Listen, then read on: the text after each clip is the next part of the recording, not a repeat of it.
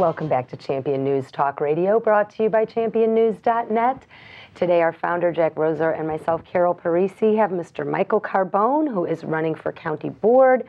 And Michael is running on cutting spending, transparency, and small accountability for the taxpayer.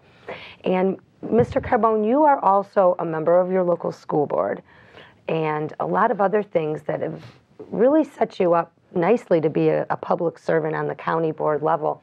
Before the break, you were mentioning things about the school teachers and how the school teachers are getting hurt by some of what legislators are doing. Right.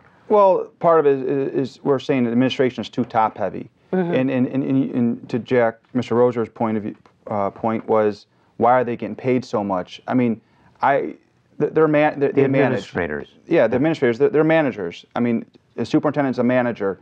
The teachers are the ones that does all the work. And there's such there's a large gap between the two. The teacher and the administrator, which you might see that in the private sector, but sometimes it's almost close in comparison to price too.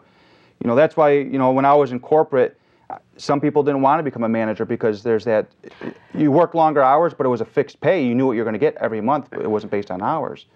You don't see that, at least in the public sector from where I've seen.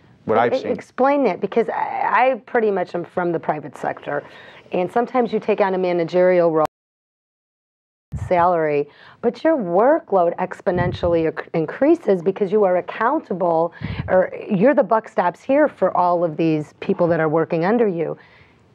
Do the results that the teachers produce, is that reflective on the superintendent's salary? Well, yes. Okay. Absolutely.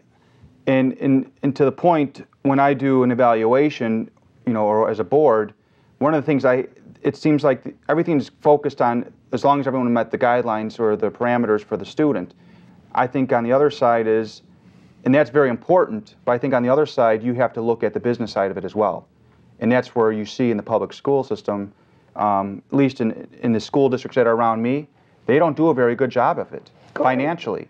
Explain a little more on that. I want to hear a little more on what they're not doing. Well, I want to jump in real quick on this. Michael's throwing his oar in the water. Well, here's the thing: is superintendents, and I'll disagree with you on this. Superintendents are not the managers.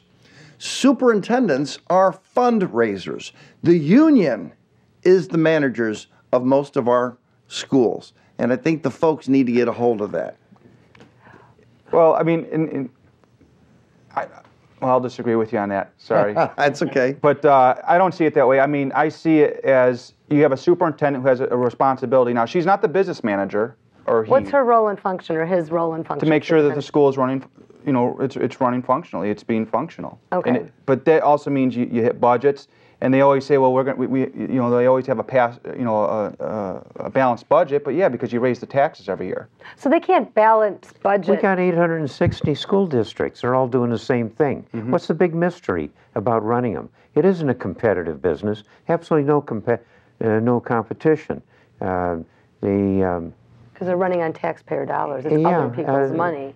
They don't have a sales department. They don't have to listen, and they don't listen, except on trivial things like vacations or something. They feed little bones to the parents, but they don't have to listen to anybody, really. Well, I do. Their sales department is non-existent. They don't have a sales department. But I disagree as far as being competitive. I think they are competitive to the township or the district itself. If I'm looking and I want to buy a home, I'm going to look and see what kind of school. That's and being in real estate, or a real estate broker, I know that's the #1 factor to families. So I'm going to see, is this school better than the school next over, and how so, and do those comparisons. I want to break up.